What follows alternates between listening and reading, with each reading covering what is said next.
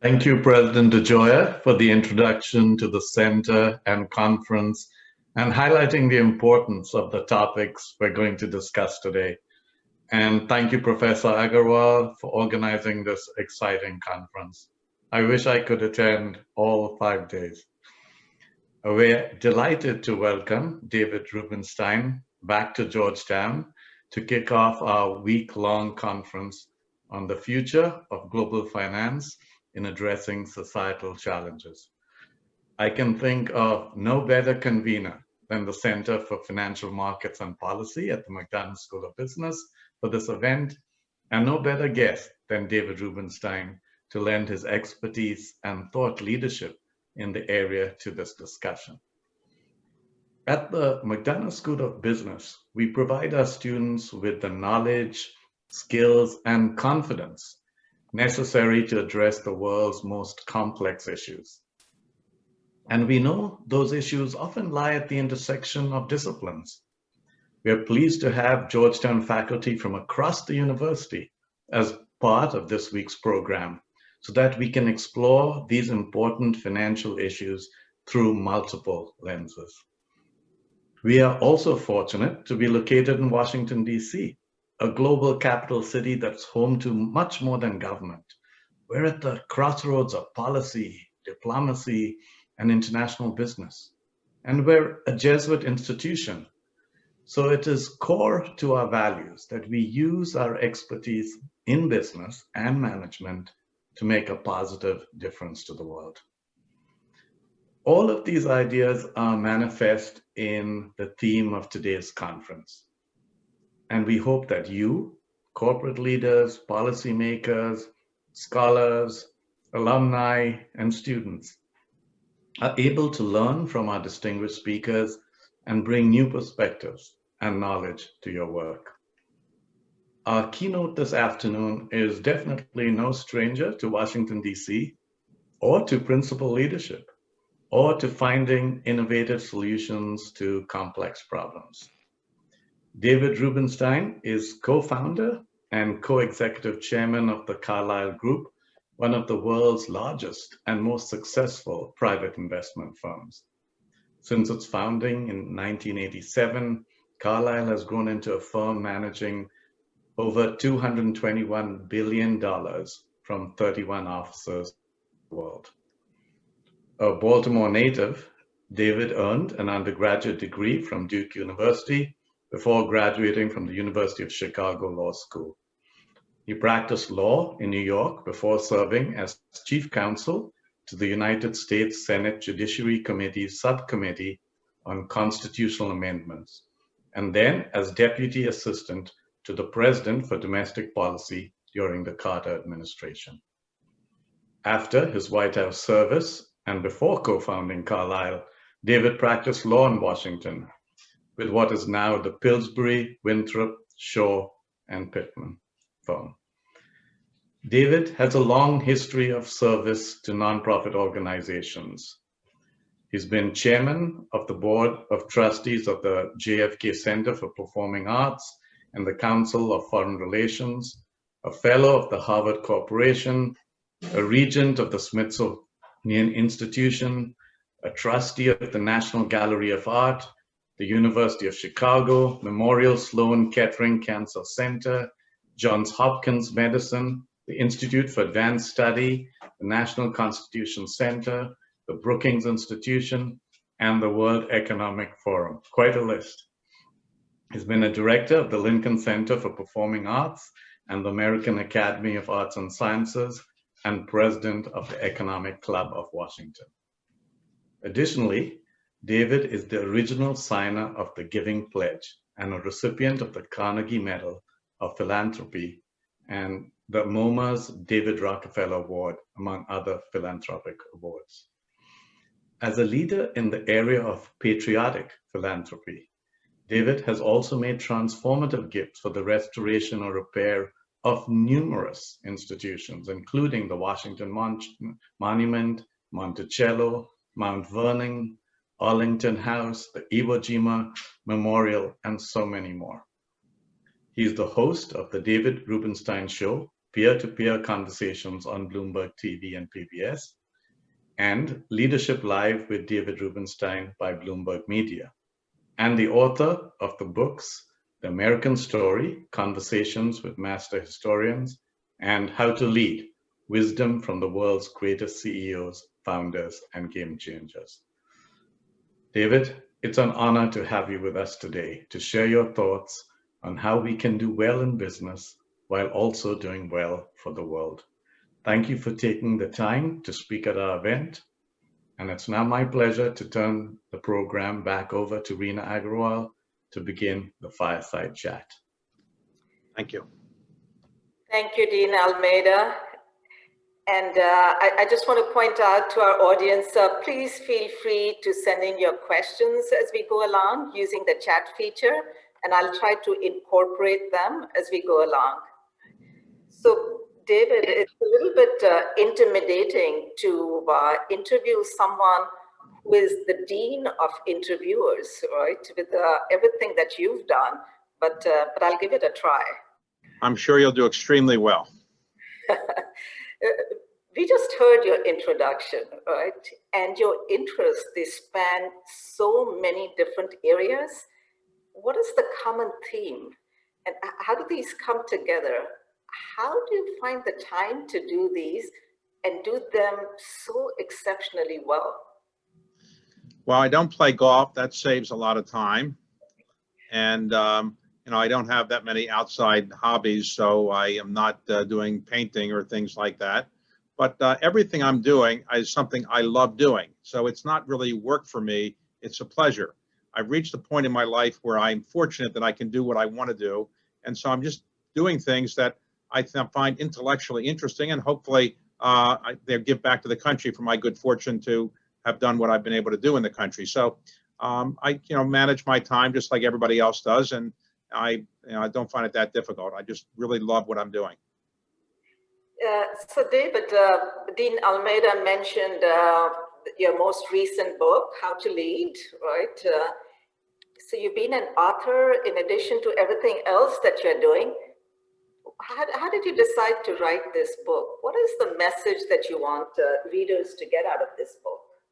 Well, the point I wanted to get was this, and the background is that for the last 5 or 6 years, I've been interviewing people on Bloomberg and PBS, and I took the best 30 some of those and distilled them and tried to discern what the leadership lessons were, and then said, here's what these people have to say about being a leader.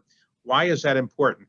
Well, we have 7.5 billion people on the face of the earth. Everybody can't be a leader, but we can't have all followers either. So we want to have society that moves forward, and I think society moves forward with good leaders. So I was hoping to get younger people to read the book and say, yes, I can do that, or this inspires me to do something better than what I'm doing. And then maybe some of these people will wind up being the Jeff Bezoses and the Bill Gates and the Yo-Yo Ma's and the David Petraeuses in the future. So that's what I hope to be able to do. The point about young people is really important. We are going to be distributing the book to some of our students at Georgetown because it's just so important for them to learn and think about, they can do whatever they want to do in the future and be some of these leaders.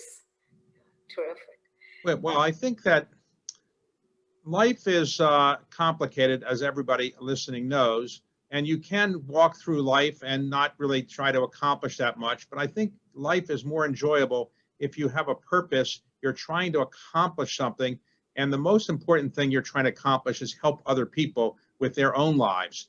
And so that's what all these people have in common. They were really trying to help other people, not become famous themselves or do things that they thought would make society better. And I think they did. And so that's what I hope younger people who are watching today will think about it. What can I do to make the world a better place? What can I do to make a difference? There's no one formula for doing it, but there are many characteristics that leaders have in common. And hopefully the people who read it will see some of those characteristics.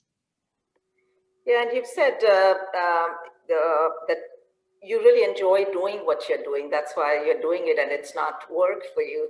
So during these COVID times, what have you been doing, right? You're not flying around as much, I assume. So what are some of the things you've been doing?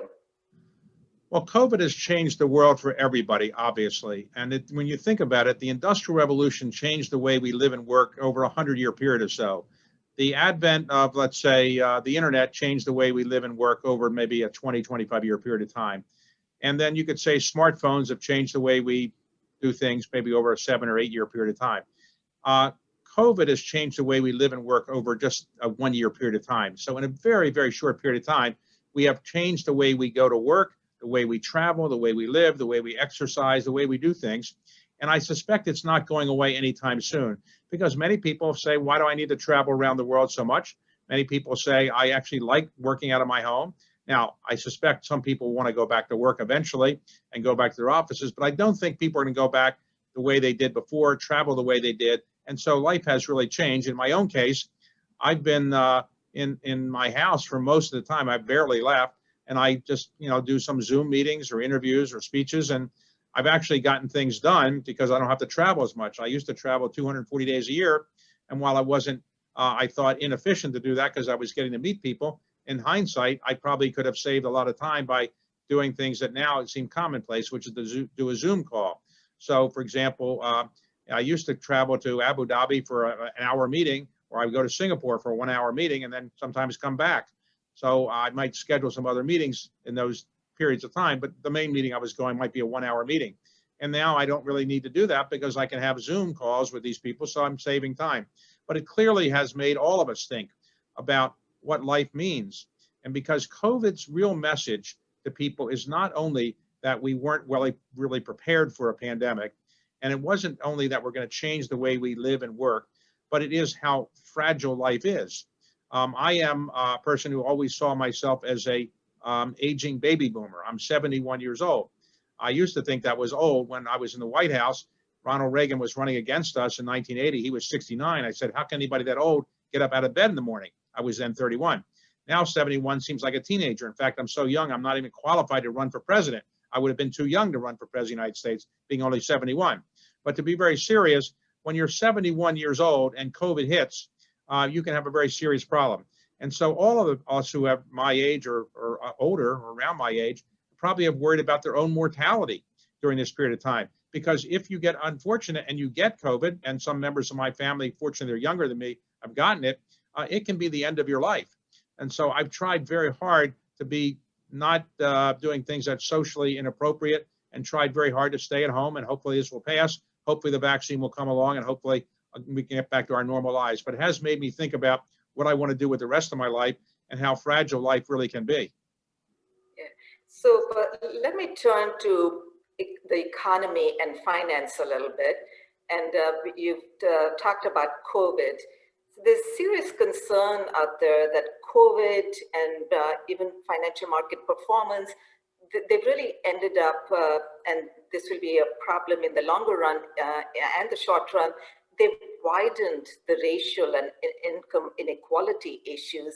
So how can finance play a role? How can financial markets play a role to address this issue of inequality, which is a big thing in our country?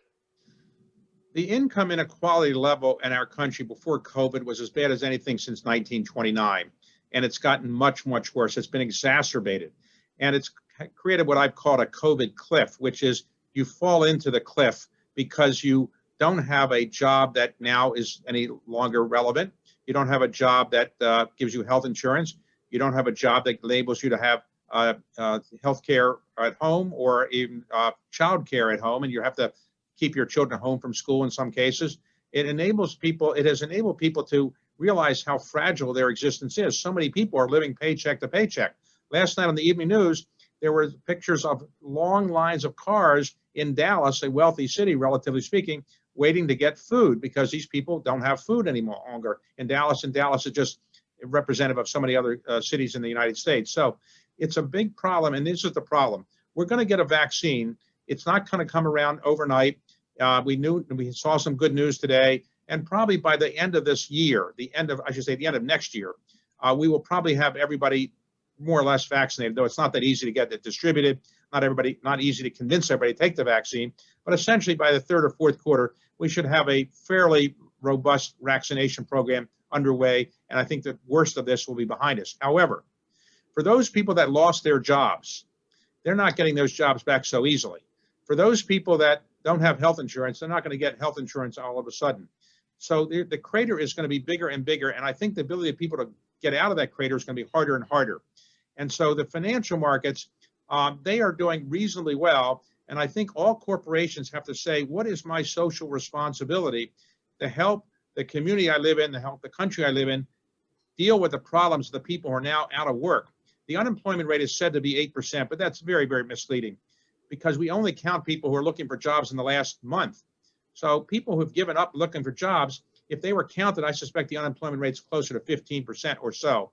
Now, the economy has come back more strongly than people would have thought, yes, but that's because we put $3 trillion in of additional assistance from the Congress and $4 to $6 trillion from the Fed. And if we don't keep that up, at some point, it's going to get really worse than it is now. And again, the virus is still very, very strong, and I don't think it's going away in the next 2 or 3 or 4 months. So we have to not let these people fall behind, so much so that we have a tale of two cities in our country. We have the very wealthy people, and we have the people that can get by okay, but then we have the people that have fallen into a crater, and they're never going to escape, and they're going to be a permanent underclass. Unfortunately, in our society, we don't do something about that. So we have a question here. Do you have thoughts on the marginal health benefits and sort of lockdowns versus the economic costs of lockdowns? Well, of course, this has been debated, and I do think that you have the fatigue factor from lockdowns too, right? If we had gone into a lockdown right when this came about, I suspect we'd be in better shape today. Why is it that in Japan, South Korea, Taiwan, and even China, and also Singapore, the positivity rates are so much lower and the mortality rates are so much lower? I think it's not because we're testing too much. I think it's because they had a better program, in part because they had some lockdowns. Now, lockdowns don't work perfectly. We've seen in Europe that the virus is coming back fairly strongly, and there were some lockdowns there. So it's not as if lockdown will solve all the problems. But today, because people are tired of what we're doing, I don't think you can do lockdowns as readily or with as much cooperation as you would have been able to do it a year ago. So I suspect in some narrow communities, in some areas, we might be able to do lockdowns, but I don't think that's going to be the solution. We've got to do the same things that were done in the great influenza flu. In the Spanish flu, the great influenza in 1918, there were 3 things that people were told to do: wash their hands regularly, socially distance, and wear a mask. Those things will make the greatest difference. Lockdowns can be helpful, but too many people, I think, were not going to comply with lockdowns, and there are ways to get around them. So I just think it's not going to be the sole solution, but I think it does have some marginal impact in improving some areas, but I don't think that's going to be the solution for this country right now. Again, related to COVID, there's another question. Are there going to be some irreversible paradigm shifts in the post-COVID world that should concern business, society, and how would we address them? Well, sure. I interviewed for one of my shows Mark Cuban not long ago, the owner of the Dallas basketball team and a well-known entrepreneur. And he said that he thought the greatest entrepreneurial opportunity that he's seen in his lifetime is really COVID. Now, COVID has tragedies, of course. 240,000 Americans have died. Many have been injured, but not died. And obviously millions of people around the world have died. However, he thought as an entrepreneur, just looking at it as an entrepreneur, new businesses are going to be started. There's new opportunities. There's ways to do things that people hadn't thought of before. And so I do think that there's going to be very good investment opportunities, but I do think that some industries are going to be left behind. The travel industry, the hotel industry, the cruise ship industry, the restaurant industry. These industries may come back, the movie theater industry. They may come back, but I think they might be a shell of themselves for quite some time. Now, as a general rule of thumb, and you would know in the business school world, I guess they would call this the reversion to the mean. There's often a reversion to the mean. And so probably in 5 years or 10 years, people will come back to doing more socializing in person. They will travel more. They'll kind of revert to the mean of what they've done in previous years. But I think it's going to take a while. And I think some people are just not going to go back to the mean. Some people are going to be happy not to have to travel as much, not to have to go to events that they don't really want to go to when they can do them over Zoom. So I do think there's going to be a big change in the way we conduct our lives. And so you've talked about the role of business in society, right? And there's been this discussion and debate going on about stakeholder capitalism. And there are 2 sides to this debate where, one side definitely believes we've got to go beyond shareholder capitalism to stakeholder capitalism. And then there's another side that thinks stakeholderism is going to increase the insulation of corporate leaders from shareholders, from accountability, from economic performance. What is your take on this? For those who may not be familiar with this debate, essentially, people like Milton Friedman and his predecessors like Frederick Hayek and others, they had the view that capitalism was a very good economic construct, the best anybody has come up with, and that in the capitalist system, companies' greatest obligation is to work on the behalf of their owners, their shareholders. And so Milton Friedman from the 1970s on basically propounded the thought that companies should make the highest profits they can legally and then let the owners decide to do what they can with those profits. About 50 years ago, another man named Klaus Schwab, who started the World Economic Forum, came up with the idea, and he wasn't the only one, that said stakeholder capitalism is important too, which is to say CEOs should worry not only about their shareholders, but their employees, their customers, the society, the neighborhoods, the countries in which they live in. And they should worry about certain social purposes as well. That debate is now going forward. And I think that the better side of the debate is that companies should worry about more than just their shareholders. The shareholders should know in advance that company CEOs aren't going to worry only about economic returns. They're going to worry about other things. And the reason why I think that's the better debate is because I think as the world is moving forward, it's very likely that if you worry about ESG related factors, your company is going to get more customers, have more employees, more desirable employees, and be better run. And so the world's moving in that direction. And I think, therefore, if you were only worried about returns on your investment and nothing else, I think you're going to be left behind. That's my own view. And what do you see? This is a question that has come up in the chat. What do you see the sort of the role of the government and the role of the private sector? Who plays what role? If you think about it, American capitalism is a unique kind of creature. Think about it this way. The analogy I would use is that when the Big Bang occurred, ultimately we created the universe, the multiverse, but the Earth came out of it, a very unusual confluence of events that created our solar system and the Earth. And it's not sure they can be replicable, and we're not sure there's anything else like Earth in our universe. Maybe there is, but we don't know. American capitalism is something unique as well. An enormous number of unusual events came together to create this this capitalism that's really not replicable anywhere else. There's different forms of capitalism. There's European capitalism, there's Asian capitalism, there's Chinese capitalism, but we have a unique form of capitalism. And I think it's a capitalism that works well, though it has the problems of leaving some people behind from time to time.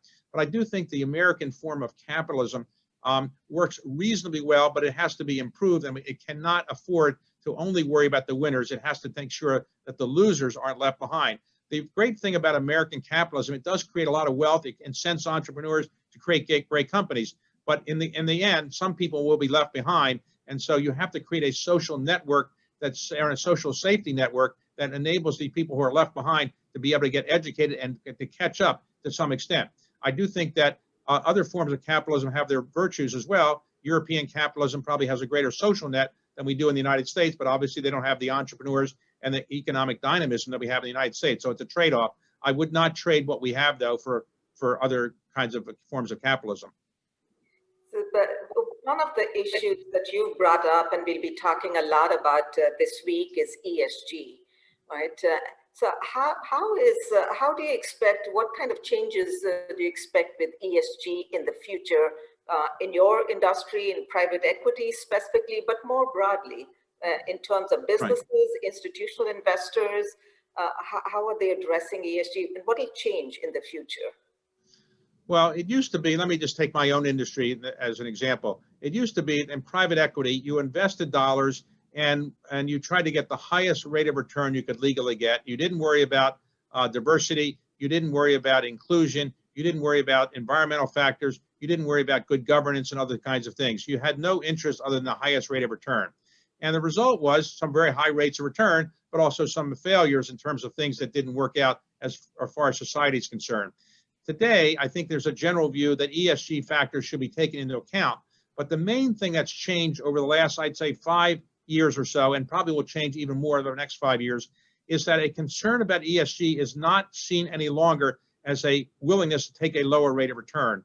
Initially, it was thought that you're going to get a lower rate of return if you worry about ESG factors. Now it's generally taken the view, I believe, and correctly so, that you're going to get a higher rate of return. Why? Because the best employees want to work with companies that are socially responsible. The best customers want to work with companies that are socially responsible. The best employees that you can have are ones that represent societies. You want a diverse employee base and diverse management base. And if you have those things, you're going to do better. And ultimately, you're going to create a better company. So I think the view now is if you don't have very good ESG factors in a private equity investment you're going to make, you're not likely to have very good performance. And in our own case, Mike Carlyle, we have an ESG team, and they make certain that all the investments we look at have ESG factors that are good, and they can be improved if they're not as good as we would like them to be. And then we make sure that we do everything, as long as we own a company, to improve its ESG performance.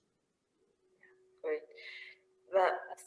Another issue out there is that there's discussion about how there's a disconnect between the economy and the financial markets. Right? The markets keep going up, but as you've mentioned, there are lots of challenges in the economy for Main Street. And what's your take on that? Well, is there a disconnect? What does the stock market capture versus what is the economy all about? The economy went into a recession in 2020. We're coming out of it. Normally, it takes about 2 years to come out of a recession in terms of get back to where you were before. It could take a little bit longer here. It depends on the vaccine and some other factors.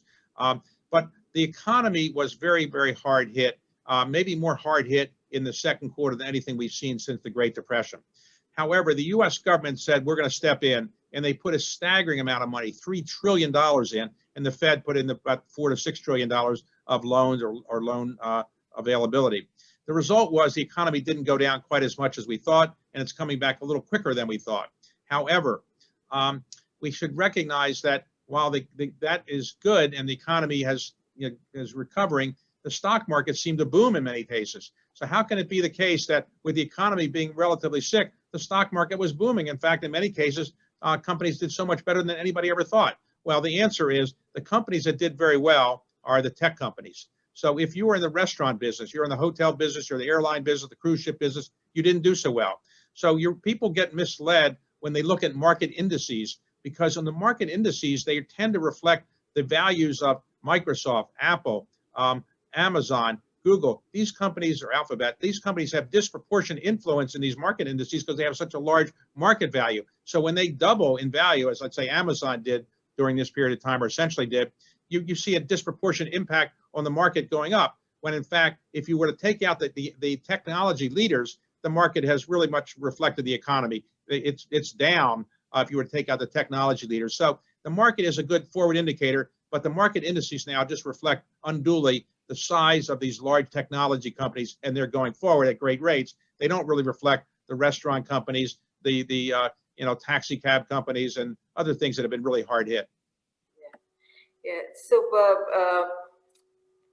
what is your outlook for the economy, for the global economy, and whether it's interest rates, the economy, inflation?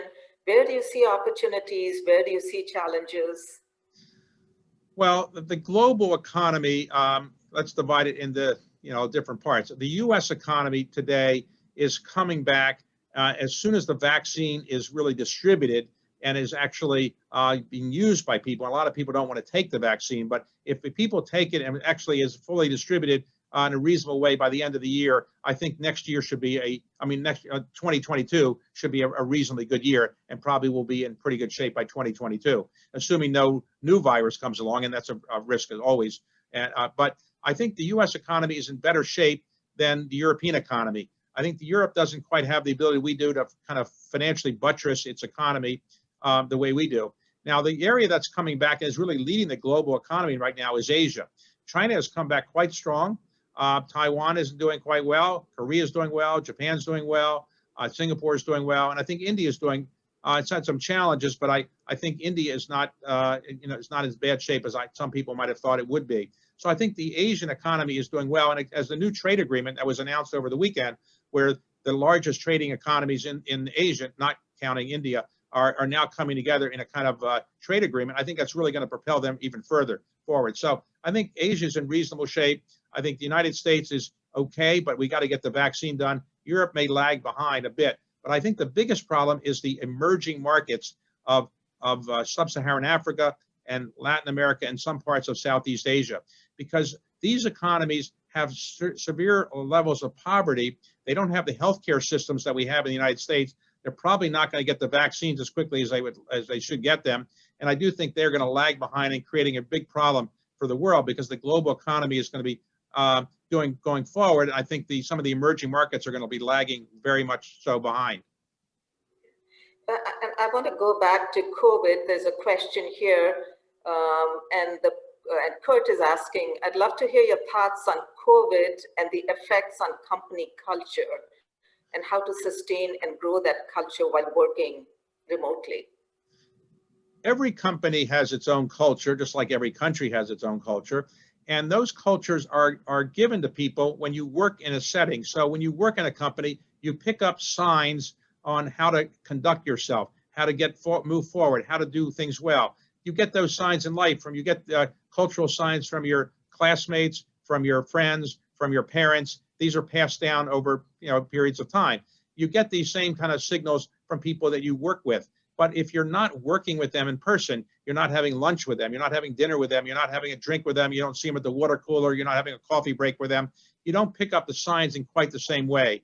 So I think there is a worry and there's a fear that's legitimate that the cultural acclimation is not going to be as good for the younger people as it would have been had they been in person. For example, a lot of people who are hired to work in companies like mine, they've been working for almost a year for us, and they haven't met anybody virtually. In reality, they've been working virtually. And as a result, I don't think they're picking up quite the signs and having all the benefits that you would get if you were actually in person. The same thing is true of freshmen in college. If you go to you're a freshman in college and you are now doing everything virtually, you're staying at home in the same room you were in when you were in high school, it probably doesn't have the same benefit. So I think there is going to be a lost year or a lost year and a half for people. They'll have to acclimate, they'll have to catch up, but it's harder and harder to pass along culture when you're in this situation. Second point is that many companies are now beginning to recognize that their culture needs to change. The culture, not just for the young people, but I'm talking about everybody. The culture has to change.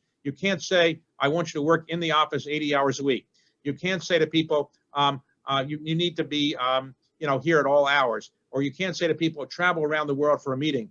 I think increasingly people are going to change their culture and say, you want to work at home? You can do so. Microsoft has said you can work at home permanently if you want to. And I think some of the other tech companies are going to do the same. So people's cultures are going to change and companies' cultures are going to change. And I think the ones that change the most and adapt the most to the situation we have now are going to be the ones that are most successful. There are two questions here, David, about real estate. Can you offer your thoughts into the commercial real estate market, the investment market? Well, commercial real estate, there are, let's say, two schools of thought.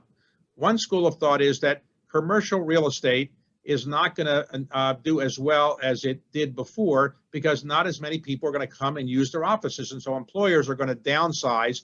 And what they're going to say is, I had 500,000 square feet for my employees in New York City. I don't need 500,000 square feet. Maybe I need 400,000 square feet. And one of the reasons is we're going to basically do hoteling, which is to say we won't have a permanent office for somebody anymore because they're only going to come in 2 or 3 days a week. So they'll just kind of get a new office every time they come in. And therefore we can shrink the number of offices we have. Another school of thought is that people will eventually go back to, as I say, revert to the mean. They want to go to the office 5 days a week, but they want more space. The cubicles that we're all familiar with, that people have been seen proliferate over the last 10 and 15 years, will have to have bigger cubicles and more space for people so they feel socially distanced in an appropriate way. I suspect, though, in the end, it depends on the cities, but some cities, I suspect, will see people not come back to the office as much and have fewer space.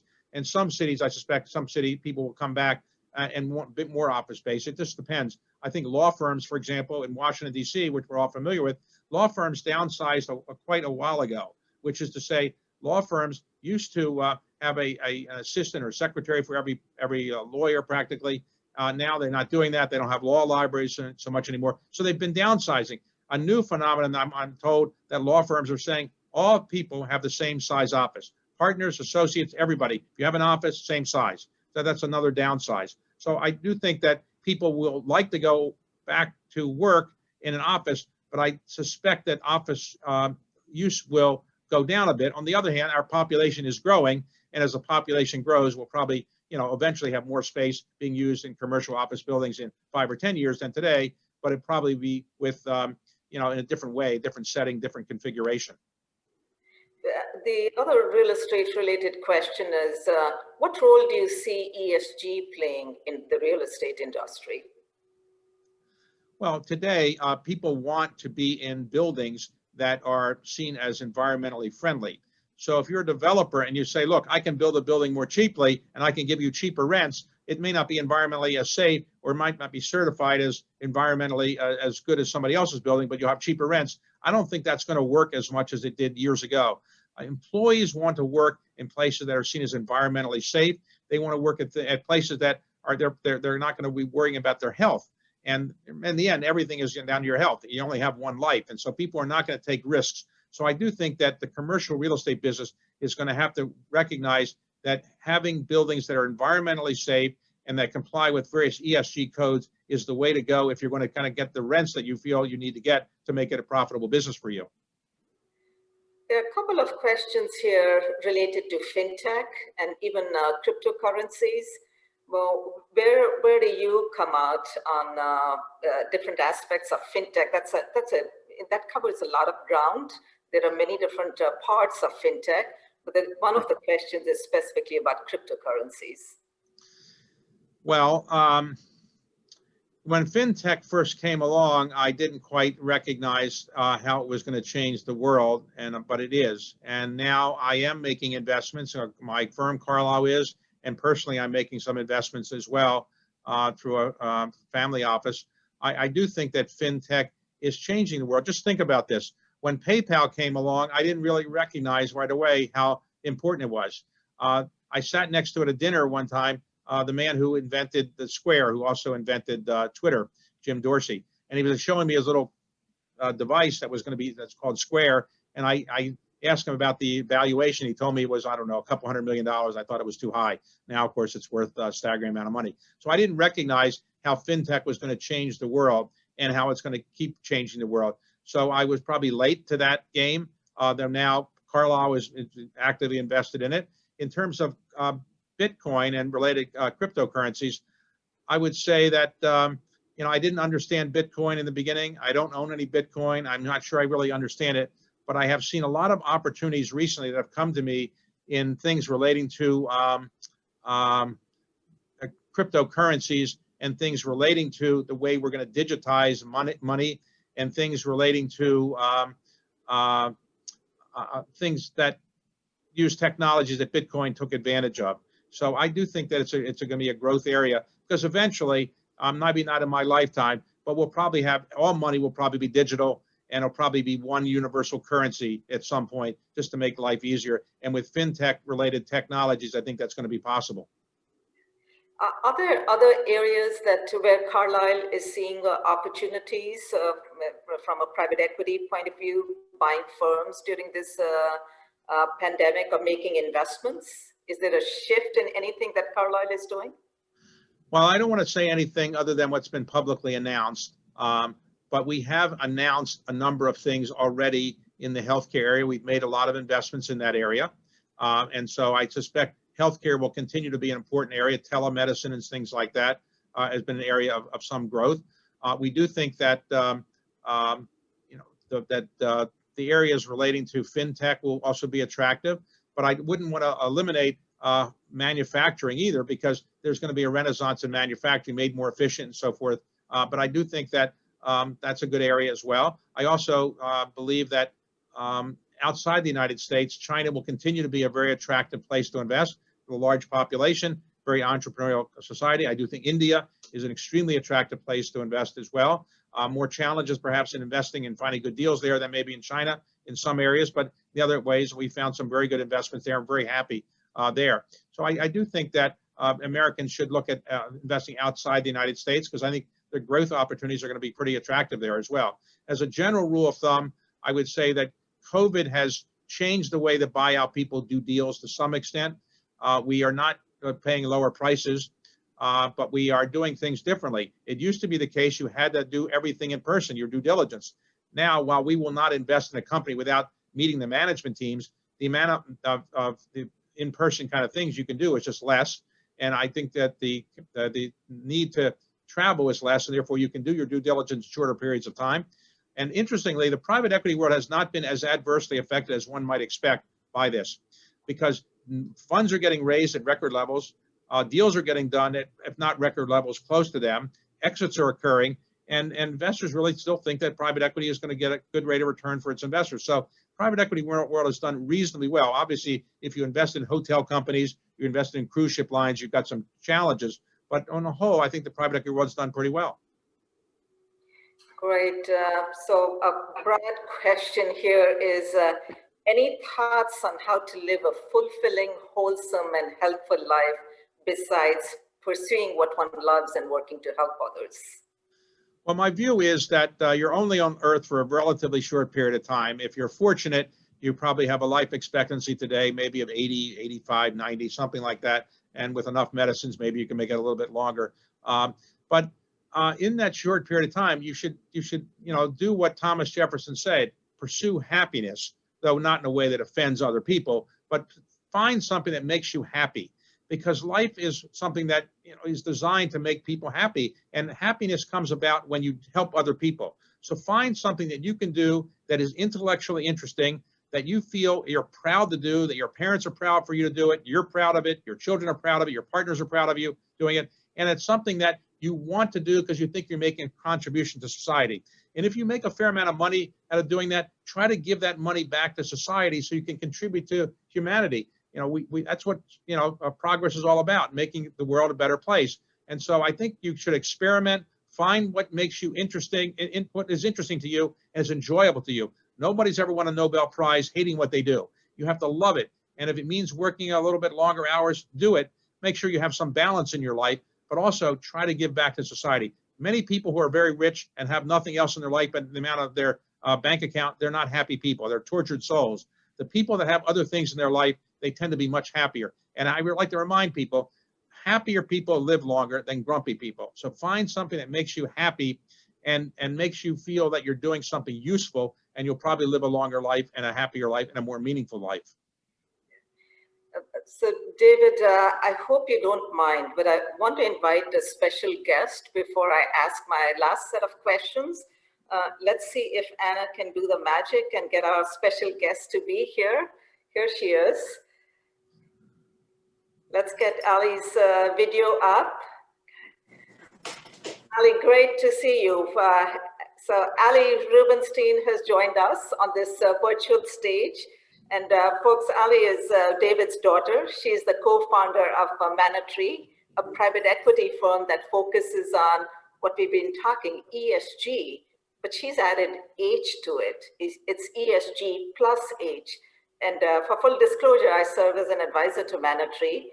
And many of our Georgetown students have worked with Manna Tree and gained just tremendous work experience working on deals with Manna Tree.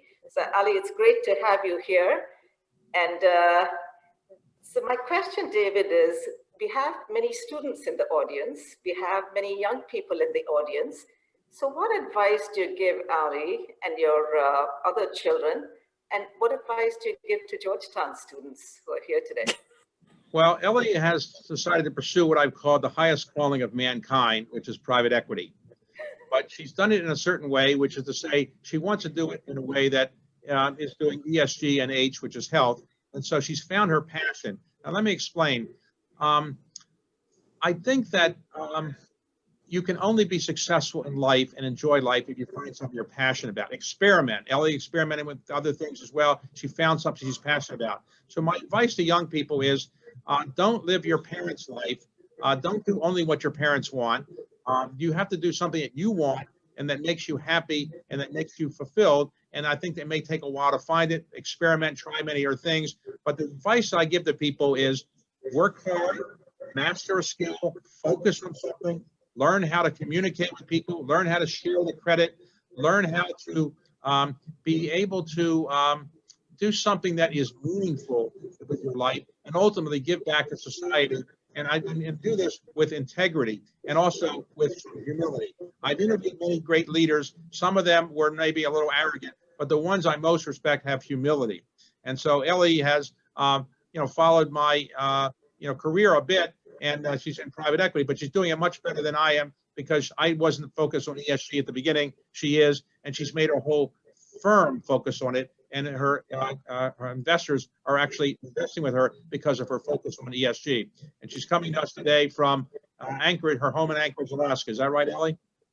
Yeah, thanks, Dad. It's funny. Everything that my father just shared, I just joined on. It's happy to be here today. You know, when I logged in, he said the pursuit of happiness, and that's something I think my father has always told us. When you come from a life of means, you always feel like you're doomed and you're never going to achieve anything. And so I think one of the things I would credit my father with is, he's always said that if you have unconditional love and support of your parents, you can do anything. And so I've always pursued different paths, not just when I was in private equity, but whether I was a young girl from DC and I said, I want to be a ski racer. My father about fell out of his chair. He says, you're a Jewish girl from Washington, DC. What are you going to do here? But I think that, what he saw was if you put your skill set to something and hard work, you don't have to be an amazing athlete or you don't have to be the smartest person in the room. But, as my father's always told us, hard work has never killed anyone, and obviously within balance. But that's something I think that we've always tried to do. And, when I think about the pursuit of happiness, I love food. I've always loved food. And I found a way, my father's joke was, why do you always have to go hunt and fish your own food? Can't you just go buy a company where you can get it at the grocery store? And I said, no, Dad, I can't because there's none at scale. And I want Alaska seafood that, I know is good for my food allergies. And that was actually what launched my firm. It was really a challenge from my father. Can we find a way to do this? And so we have. And so when I think about happiness, and it is long hours, I had a 4 a.m. call this morning, speaking with investors in the Middle East. But I think the rewarding part is knowing that you're changing lives and educating a next generation of investors on what does the future of private equity look like. Also, how do you make money in this era? It's a weird thing, but our companies are doing well because we're in food. And so we like telling people how we do that. But then also working with the older generation. I don't think that, younger people in their 20s need to say they can go and do it better. I think it's about respecting the people that are older than you and say, okay, what do you wish you had done differently 30 years ago? And so my father has been very helpful with that because I can say, okay, Dad, our first fund was this size. Now what do we do? And I would remind students that, my career came out of my graduate degree. And so, I had students at Rena's Center that were my original interns when, I wrote a 563-page report addressed to my father, which basically at the end of it said recommendation. There were 13 recommendations. And the number one said is, Dad, I'm not getting a job. And I don't think he was happy about that. I said, but I'm going to build my own firm. And it's all good and fine. But I think that as long as you take the time to have a business plan, that is ultimately what matters, and hold yourself accountable to it. And I opened up this capstone recently, and I kid you not, it said January 2021 launch fund 2. So that's exactly kind of where we are now. But look, I'm always happy to give people advice. I think my father as well. I have a younger brother. He's in a startup mode. He just got his JD MBA from Stanford, and he, graduated and said the same thing. I want to do a startup. So I think, Dad, maybe some advice on how to do a good startup would be helpful because, you've had me do it now. You have, my brother doing it now. And it is a different career path than just saying I'm going to graduate and go to Goldman Sachs. People tend to want to do things with values and meaning. And Dad, that's a little bit different. So maybe talk about that. Yes, the startup culture is an interesting one. I would say when I graduated from college in 1970, which is the students do, hundreds of years ago, people didn't look at startups. They looked at trying to get a job in an established company. Today, people recognize that there's a lot of pleasure in building something yourself and being your own boss to some extent, and also in creating something that didn't exist before. So being the 10,000th person at Goldman Sachs might be rewarding in some ways. Your parents will be proud of you, I suspect, but it's not the same as building something on your own. So the people that we idolize a bit today in the business world are not the people that were the 10,000th person at Goldman Sachs or even the CEO of Goldman Sachs, as good as he is. It's the people who started their own companies, the Mark Zuckerbergs, the Bill Gates, the Steve Jobs of the world, people like that, Elon Musk. These are people that took a risk, started something, and while everybody can't be an entrepreneur and start something, it's not a bad way to kind of do something before you have too many pressures to do other things. And so both David and Ali, the students are students who are still in school, who are at Georgetown, at the McDonough School of Business. What should they be doing while they're in school? What kind of skill set should they be developing, and how should they be thinking about the future in terms of their skill set? Well, my own view, for what it's worth, and I'd be curious to hear what Ellie has to say, because a different generation, is that what you study is not as relevant as the skills that you actually get. So the skill of managing time, learn how to manage your time. The skill of being able to get along with people with different backgrounds, different egos. The skill of learning how to read and understand what reading is all about and how you can keep learning. Remember, when we go to a commencement, we call it a commencement because it's really the beginning of something, not the ending. But like 30% of the people who graduate from college never read another book in their life in this country. So you've got to keep learning, exercise your brain, reading, practicing reading, but also practice how to talk. Practice, speaking opportunities, and learn how to speak orally, learn how to write in a very influential way that can influence people, and recognize that people are watching you all the time. So you're a role model. When you're a role model, people will follow you if you do good things. That's how you can really influence people. But also, find something that you're interested in, experiment. You don't have to go out of college and be Mark Zuckerberg. You start a company, and that's the only thing you ever do. Try many different things. I tried many different things. Ellie tried many different things. Try different things, experiment, but have some self-confidence and find something you really enjoy. If you enjoy it, you can probably develop all the skills you need, but you have to find something that you really want to do and you think you're making a difference in the world for the better. You know, Dad, I don't think I could say it better myself. I would say, when I was in grad school, I did a double master's and it was online. And what I really learned from it, while it was specific to food, was time management. Because when you're working full time and then you have to do night hours, I would say in the investment industry, that is pretty much what our hours are. The weekends and weekdays blend together just because of cultures and the way weekends work around the world. And so I think time management and being virtual is, arguably you guys are getting what the business industry is right now. And so much of what I learned on time management, I actually learned when I was an online grad student doing virtual learning just like this. But the second thing that I would say is build your network, because there's never been a better time to use platforms like LinkedIn and reach out to people. When I look at, we're getting ready to launch our second fund. And, I will tell you in full disclosure, our first fund, we did not use a placement agent. Instead, I traveled around the world for 323 days and met people. And we have investors in 18 countries and 19 states. And it's an incredible phenomenon right now. I can sit in my desk, I'm in my little log cabin in Anchorage, Alaska, and I can go around the world on Zoom, never get on an airplane. It costs our firm nothing other than time. And we can meet people. And so people are reaching in now from LinkedIn, from your website, and you can build your own network. So I think that the fundraising world has been forever shaped in that, think about it, introductions are arguably free right now. So it's a really great time to meet people, and you never know, where your next job is going to come from. I'm going to reference my brother again. I mean, he's building a startup from the ground up. And, I think that there's never been a better time to be an entrepreneur. That really excites me. And whether you're, in my situation, raising a $500 million fund, or you're a startup and you're raising, $500,000, there's capital out there for good ideas. And I think there's a really great time where people want to support young entrepreneurs that are doing mission aligned things. That's just one of the better things that's come out of this, is that there's anything that can, help and promote people get jobs. People are very supportive.